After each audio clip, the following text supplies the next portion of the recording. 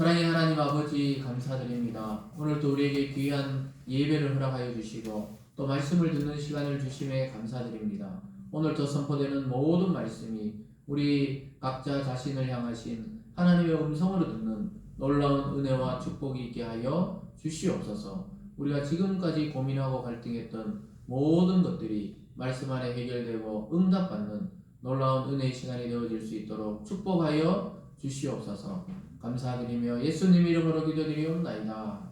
아멘. 오늘 본문을 중심으로 보이지 않는 위험이라는 제목으로 말씀을 증가하겠습니다. 지난 한 주간 이렇게 여러 가지 뉴스 중에 요즘 최근에 마약 사건에 대해서 아주 많이 뉴스에 나오는 것을 보게 됩니다. 이게 뭐 옛날에도 있었는데 갑자기 발견된 게 아니고 최근에 아주 그 학원가를 중심으로 또 그리고 청년들, 청소년들, 가장 나이 어린 아이는 12살에도 적발해 봤다 이러면서 이제 검사가 인터뷰하는 것을 보면서 예전에는 마약이라 하면 정말 인생의 끝에 가가지고 완전히 몹쓸 사람들이 하는구나 이 정도였는데 요즘에는 그렇지 않고 유명한 무슨 옛날에 아주 큰 경기도 지사 아들도 2번이나 이렇게 연속해서 그게 한 번 하고 끝나는 게 아니라는 것이죠.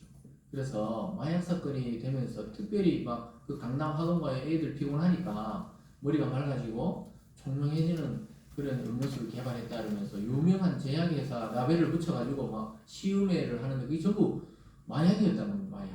그래서 발칵 뒤집어지고 이랬었는데요. 물론 이제 중독성이 아주 강하지는 않아서 그렇다 하지만 그래서 대부분이 한 번 하고 끝나는 경우는 없다 그래요. 그래서 호기심에 시작했다가 중독으로 넘어가는 경우가 대부분이라고 이야기하고 있습니다. 그것이 바로 이 보이지 않는 위험이죠.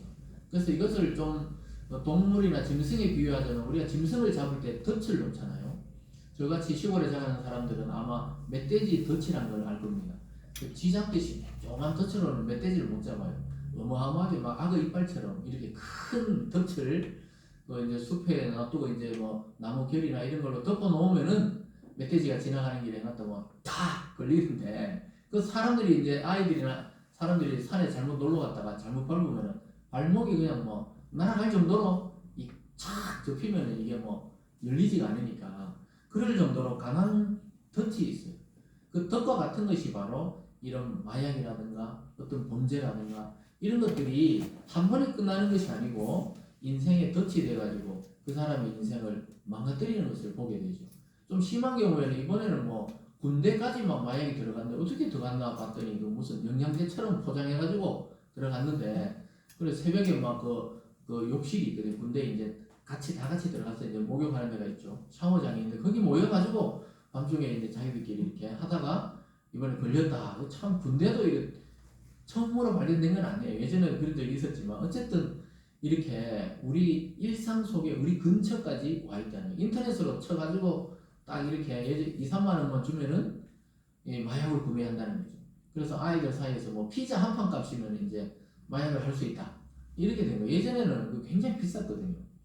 그리고 우리랑 상관없는 이야기처럼 여겨지지만은 많습니다. 대구에도 마약 중독자들이 많아요. 그리고 많이 지금 잡혀 들어가고 있습니다. 요즘에 검찰에서 워낙 이제 마약을 뿌리 뽑겠다. 지금 안 뽑으면 이제 우리나라도 완전히 남미라든가 미국의 어느 그 주처럼 그렇게 길거리에 그런 중독자들이 돌아다닐 것이다. 이렇게 걱정을 하는 것을 보게 됩니다. 그래서 이처럼 죄악이라는 것은 처음부터 눈에 보이게 다가오는 게 아니에요. 이 유혹이라는 것도 그렇고 또 어떤 그 덫이라는 것도 마찬가지죠. 보일 수 있게 해놓으면 다 피해갈 거 아니에요. 근데 보이지 않게 가려놓고 그것을 딱 걸리들면 이제 거기서 무너지는 것이죠. 인생이 무너지고 가정이 무너지고 또 사회가 무너지게 되는 것입니다.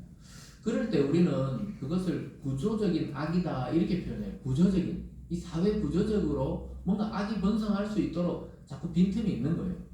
그래서 잘못된 구조 때문에 나타나는 이 해악들을 가지고 구조적인 악이다, 구조악이다 이러는데요. 요즘 현대사회에서는 이 잘못해서 발을 잘못 디디면은 이 구조적인 악에 탁 덫에 걸리는 경우가 많아요. 기단 드러나는 그런 마약 문제만이 아니라 우리가 정신적으로는 잘못된 사입이라든가 종교적인 어떤 그 우상이라든가 이런 데 잘못해가지고 인생을 바치거나 또 잘못된 그런 신앙에 빠져가지고 완전히 다 죽는다거나 이번에서 여러분도 뉴스 보셨겠지만 그 케냐에서 이 잘못된 신앙을 가지고 금식하면 구원받는다 그래가 지금 뭐 지금까지 발견된 건 90명이에요. 죽어 있는 사체가 발견된 게. 그럼 신앙이 잘못 들어가면 어떻게 되느냐? 그렇게 전혀 성경적이지 않는데 금식을 하면 구원받는다. 이러다 보니까 그 케냐에 안 그래도 그 있잖아요, 가난한 나라인데 그 사람들이 그 어떤 천국에 대한 소망이 강하다 보니까 이 구조를 했는데도 밥을 안 먹으려고 그래요. 확신하다 보니까 금식하다 돌아가면 천국 간다 이래 가르쳐 놓으니까 그래서 정말 이 종교적인 덫도 무시무시한 것이죠. 우리나라도 뭐 수많은 이 사이비 종파들이 나타나가지고 가정을 무너뜨리고 개인의 인생을 망가뜨리는 것을 보게 되는데 이런 것이 전부 이 구조적이고 또 덫과 같은 그런 각이 있다는 것입니다. 그래서 우리가 열심히 산다고 이게 바뀌는 게 아니거든요. 참 신기하게도 이런 집단적으로 또는 법으로 뭘 만들어 놓으면은 그 사람이 당할 수밖에 없는 게 많아요. 우리가 지난 코로나 3년 동안에 이 무슨 방역법이다, 뭔 법이다 만들어 놓으니까 교회도 문을 닫으라 그러고 막 예배도 드리지 말라 그러고 막 예배도 뭐 아무리 큰 예배당도 뭐 20명까지만 뭐 들어가라 그러고 막 이렇게 정부에서 막 규제를 하기 시작하니까 종교인들도 뭐 그렇고 기독교인들도 왔다 갔다 하는 거예요. 지금 이게 맞냐 저게 맞냐. 왜냐 처음 당하는 일이니까 그런 것이죠. 근데 가만히 지나서 생각해보면 참 굉장한 아이러니라는 것이죠. 왜냐하면 수많은 사람이 지나다니는 그 마켓이나 호텔이나 또 그런 곳에서는 그게 허용되고 어떻게 보면 잠깐 1시간 동안 마스크 쓰고 예배 드리는 것은 그것도 통제를 하게 되고 물론 뭐 다른 종교도 다 통제를 받았지만은 과연 그것이 이게 옳은 것인가 아닌 것인가 좀 세월이 지나보면은 지금은 그때보다 더 많은 환자가 나오거든요. 우리가 지금 발표를 안 해서 그렇지 하루에 10,000명 이상 여전히 우리나라는 코로나 환자가 나오잖아요. 우리가 한번 성경적으로 항상 그 시대를 통찰해 볼 필요가 있단 말이에요. 거기에 딱 걸려들면은 참 피해를 입게 되는 것은 이 교회와 성도들이라는 것을 알게 됩니다. 왜 이런 말을 하냐? 오늘 이 다니엘이 살아갔던 시대에는 다니엘이 포로로 잡혀갔던 시대입니다. 그래서 우리가 지난 시간에 살펴볼 때 벨사살 왕이라는 사람이 막 어마어마하게 1000명의 귀족들을 초청해가지고 그냥 잔치를 벌이다가 막 하나님의 성전에 있는 그릇까지 가지고 와서 막 술을 마시다가 벽에 손가락이 막 나와서 그날 밤에 죽고 나라도 망하고 그때 차지한 제국이 이제 메데파사라는 제국의 다리오 왕이 등장하잖아요. 그래서 5장 끝에 보면은 메데 사람 다리오가 나라를 얻었는데 이렇게 하면서 그 나이 62세다 이렇게 하면서 5장이 끝나고 오늘 6장으로 쫙 이어지는 장면입니다.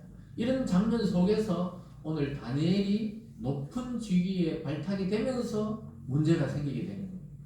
그러니까 이때 다니엘의 나이는 이미 8순이 넘었을 때입니다. 8순이 훨씬 넘었을 때예요. 그러니까 막 느부갓네살 왕도 지나고 벨사살도 지나고 제국도 무너지고 다른 제국이 들어서서 다리오 왕이 서 있을 때 다시 아주 높은 총리로 발탁되면서 문제가 생긴 거예요.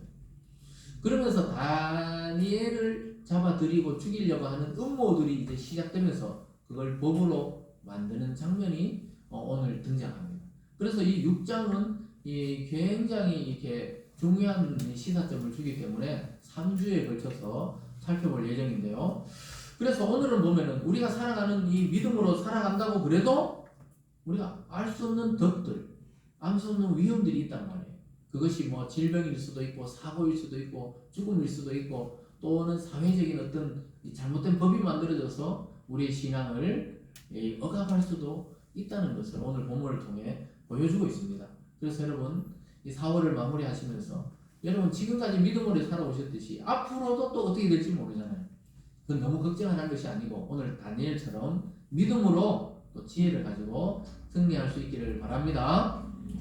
오늘 첫 번째 보면요, 다니엘을 최고의 위치에 올려놓는 다리오 왕이라는 사람이 등장합니다. 이 다리오라는 이 왕은 벨사살을 치고 또 그때 완전 바벨론 제국을 무너뜨리고 그 넓은 제국을 차지하게 되는 원래 왕족이 아니에요. 이 사람은 장수인데 그 땅을 차지하면서 원래 왕의 신임을 얻어가 그쪽 지역을 전체를 다스리게 되는 왕이 됩니다. 그러니까 어마어마하게 지략이 뛰어나고 용맹스러운 사람이었어요. 그리고 굉장히 합리적이고 요즘 말로 하면 아주 센스티브한 사람입니다. 그래서 이 전체를 통치할 때 도를 12도로 나눠요. 우리나라도 이 전라남북도, 경상남북도, 이 강원도 이래 만들듯이 도를 120도를 만들어요. 워낙 큰 제국이니까 120개의 도를 만들어서 거기에 우리나라 같은 도지사들을 세워서 통치하려고 하고 그 120명을 통치하려고 3명의 총리를 워낙 크니까 나라가 총리를 3명 세우고 그 위에 가장 머리로 다니엘을 세우려고 해요. 그 다니엘은 지금 할배란 말이에요. 할배. 82세 할배. 이제 한때는 물러나 있다가 다시 벨사살 왕의 그 손가락에 나타나는 글자를 해석하면서 왕궁에 잠시 발탁되었는데 다리오가 침략해서 지배하고 망가뜨린 그 제국의 그런 총리였는데도 그를 또 발탁해가지고 자기 온 제국을 지배하는 총리로 세우려고 하는 겁니다. 얼마나 이 사람이 실용적인지 알겠죠. 그러니까 이 다리오 왕은 굉장히 실용적이고 그리고 현실적인 왕이었습니다. 얼마나 뛰어났냐 하면요. 다니엘이 워낙 뛰어나니까 이렇게 세우는 거예요. 1절부터 3절까지 우리 함께 보겠습니다. 다리오가 자기의 뜻대로 고관 120명을 세워 전국을 통치하게 하고 또 그들 위에 총리 셋을 두었으니 다니엘이 그중 하나이라. 이는 고관들로 총리에게 자기의 직무를 보고하게 하여 왕에게 손해가 없게 하려 함이었더라. 다니엘은 마음이 민첩하여 총리들과 고관들 위에 뛰어나므로 왕이 그를 세워 전국을 다스리게 하고자 한지라. 다니엘이 얼마나 뛰어나냐면 마음이 민첩하고 총리들과 고관들 위에 뛰어났다는 거예요. 이미 우리가 다니엘서 1장부터 나왔지만 그는 학문과 지식에 통달했고 또한 꿈과 환상을 해석하는 능력까지 하나님이 이 청소년 때 이미 그런 능력을 하나님이 주셨죠. 그러니까 이 80세가 넘은 이 노인인 이 아주 원로 정치인인 이 다니엘이 지금도 민첩하다는 거예요. 민첩하다는 게 행동이 빠르다 이런 말이 아니에요. 아주 영리하고 지혜가 남다르다는 겁니다. 그래서 이 전체 나라 제국이 돌아가는 것을 잘 아는 거죠. 그러니까 이 왕이 봤을 때 이 사람을 딱 세워놓으면 틀림이 없다는 거예요. 그래서 3명을 통치하고 이 3명은 120명께 보고를 받아가지고 나라에 손해가 없도록 왕이 그런 정치를 제도를 만든 거예요. 그래서 한 제국이 무너지고 다른 제국이 서면은 새로운 이 벼슬아치들이 쫙 서게 되는 겁니다. 요즘 현대사회에서도 대통령이 바뀌면은 직접 임명할 수 있는 그런 임명권이 있는 그런 자리가 거의 10,000개 정도, 거의 10,000개 정도 바뀐다 하더라고요. 이 정권이 바뀌면 그게 한 5, 6개월 걸린대요.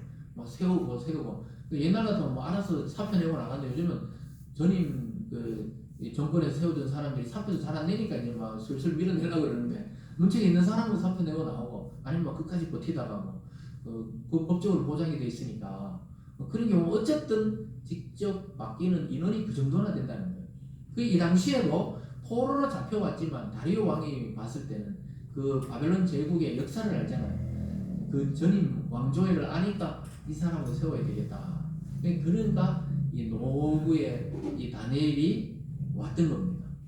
그래서 다니엘이 포로 출신이지만 신하로 오랫동안 성공한 이유는 뭐냐? 아주 영특하고 똑똑할 뿐만 아니라 비리가 없었다는 걸 나중에 알게 돼요. 그러니까 모함을 하려고 해도 모함할 거리가 없었다는 것을 알게 됩니다. 그래서 그런데 다른 사람들이 봤을 때는 이게 못마땅한 거예요. 왜냐하면 자기들이 침략해가지고 정복한 나라에 옛날 그 총리를 또 새로운 왕조에 또 새로운 왕국의 최고 자리에 올리려 하니까 기존의 다리오를 따르던 이 신하들이 불만이 많은 겁니다. 요즘에도 똑같잖아요. 요즘에도 무슨 핵관이니 뭔 핵관이니 대통령하고 친하니 안 하니 이 참 왕조 시대도 아닌데 그런 이야기를 해요. 그 옛날 말들을 쓰고 있단 말이에요. 근데 이 당시에는 어떻게 했어요? 더 하지. 자기들이 다 이렇게 힘으로 무너뜨리는 왕조에 사람을 쓰려고 그러겠어요. 근데 자기들보다 비슷할 때는 아무 소리 안 하지만 자기들보다 높은 자리에 딱 올라가니까 가만두질 않는 거예요. 그래서 오늘 두 번째로 보면은 다니엘을 제거하려고 아주 구조적인 악을 만들어요. 뭐냐? 법령을 하나 만들려고 하는 것을 보게 됩니다. 여러분 다니엘은 무슨 죄가 있어서 죽이려는 게 아니잖아요. 제거하려는 게 아니고 이 시기심, 이 질투 그리고 다니엘이 지금까지 해먹었으면 되지 또 이렇게 왕이 또 발탁하려고 그러냐 이렇게 생각을 하는 겁니다. 여러분 이것을 예수님하고 비교해보면 예수님 무슨 죄가 있어서 십자가에 돌아가신 게 아니잖아요. 예수님은 죄가 전혀 없으신 하나님의 아들인데 그 당시에 와서 참 진리를 전하니까 그 당시에 기득권을 누리던 그 종교인들과 이 정치적인 힘을 가지고 있던 사람들이 자꾸 예수를 따르는 무리가 많아지니까 계속 죄를 더 씌우려고 그러잖아요. 그 빌라도가 아무리 신문에 봐도 이게 십자가에 죽을 죄는 아니거든요.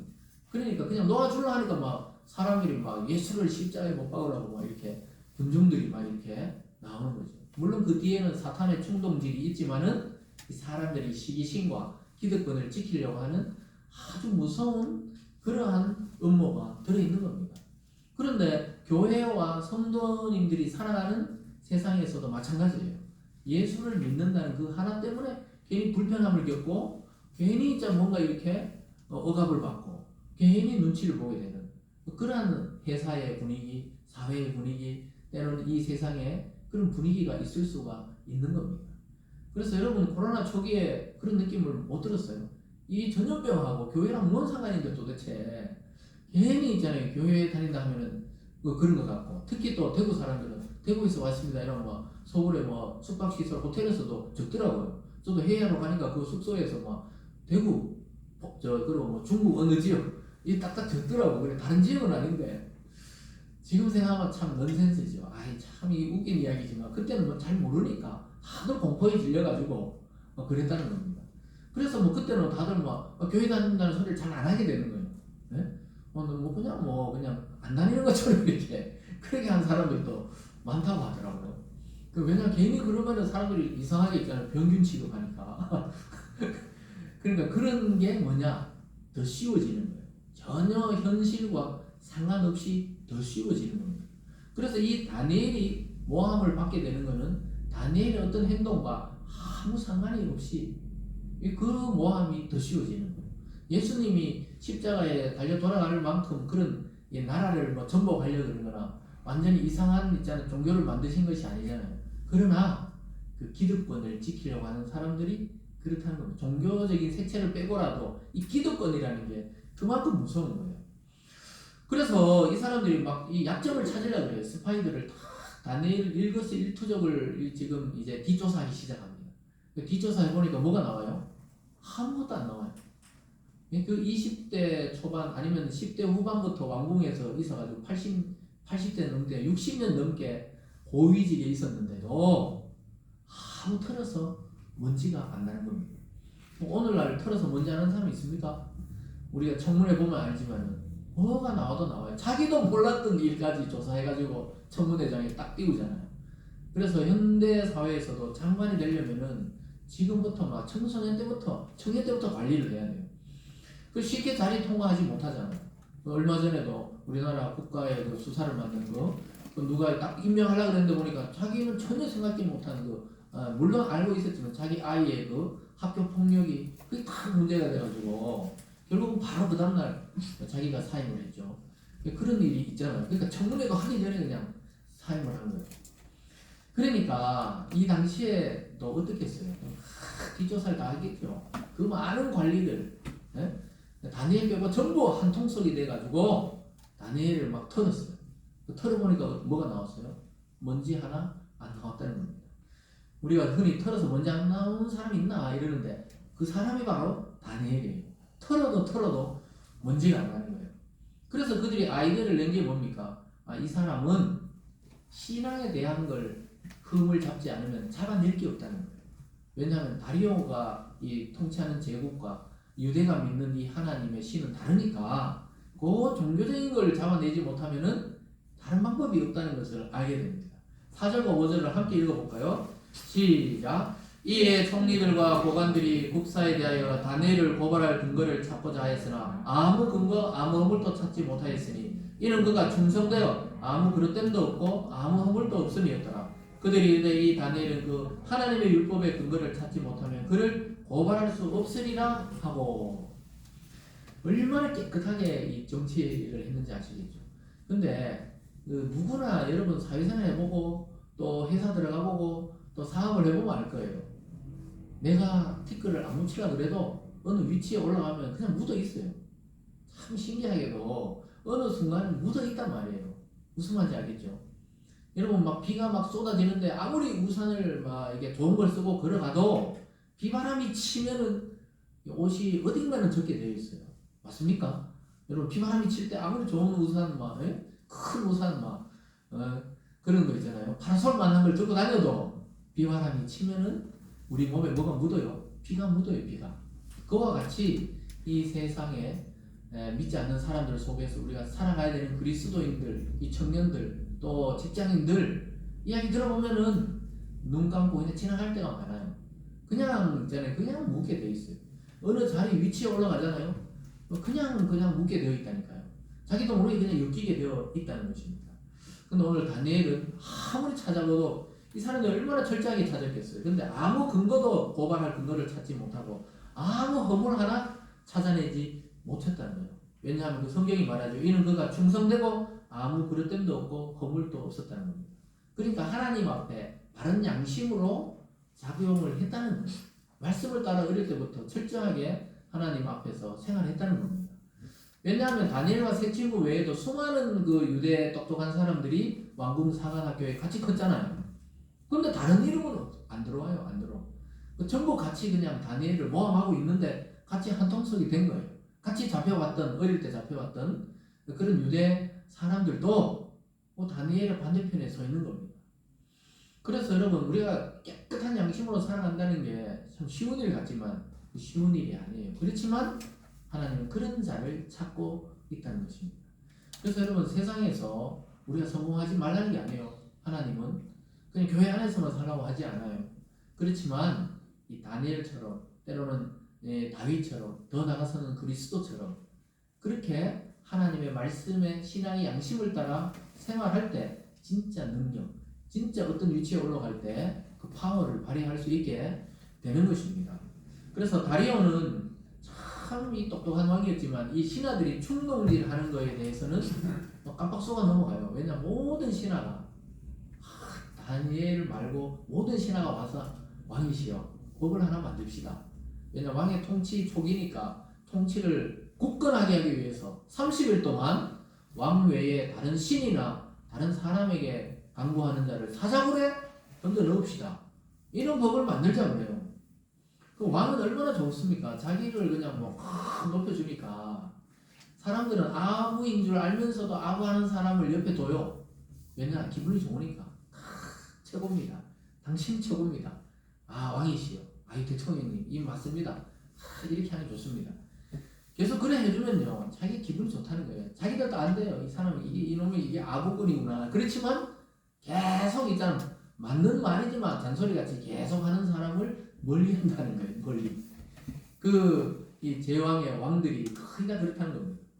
그래서 왕은 자기를 숭배하고 자기를 높이고 그리고 이 모든 나라를 통치하기에 유리한 쪽으로 자꾸 하니까 당장 그 법에 서명을 해버려요. 근데 이상하게 있잖아요. 이 다리오가 다니엘을 신뢰했다 하면서 이 부분에 대해서 왜 안 물어봤는지 몰라. 그죠? 이 다니엘 보고 지금 신하들이 이런 법을 만들자는데 어떻게 생각하냐고 이렇게 물어봤어야 되는데 워낙 막 수많은 이 신하들이 와서 왕이시여 이 만듭시다.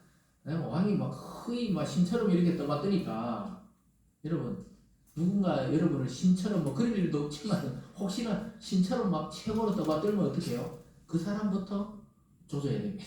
그 사람부터 잘라내야 된다고. 우리 인생과 이 가문과 이 나라를 망치는 일이라니까요. 그런 사람을 잘라내야 돼요. 그게 어렵다니까요. 다리오도 그렇게 영특하고 아주 합리적인 왕이라고 평가받지만 이 부분에 대해서는 딱 넘어가는 거예요. 자꾸 사람을 막 신적인 위치로 올려 할 때 나를 넘어지는 게 하는 자로다 이러면서 물리쳐야 됩니다. 근데 왕은 이미 바른 판단을 하지 못해요. 왜냐? 왕이 지금 다 바벨론을 무너뜨렸지. 그 당시 최고가 바벨론인데 자기들이 막 점령했지 이러니까 최고에 막 들떠 있는데 그런 법까지 만들자니까 오케이 하고 그냥 사인을 해버립니다. 6절과 7절에 보면 이렇게 말씀합니다. 이에 총리들과 고관들이 모여 왕에게 나가 그에게 말하되 다리오 왕이여 만수무강하옵소서. 나라의 모든 총리와 지사와 총독과 법관과 관원이 의논하고 왕에게 한 법률을 세우며 한 금령을 정하실 것을 구하나이다. 왕이여 그것은 곧 이제부터 30일 동안에 누구든지 왕외에 어떤 신에게나 사람에게 무엇을 구하면 사자굴에 던져 넣기로 한 것이니이다.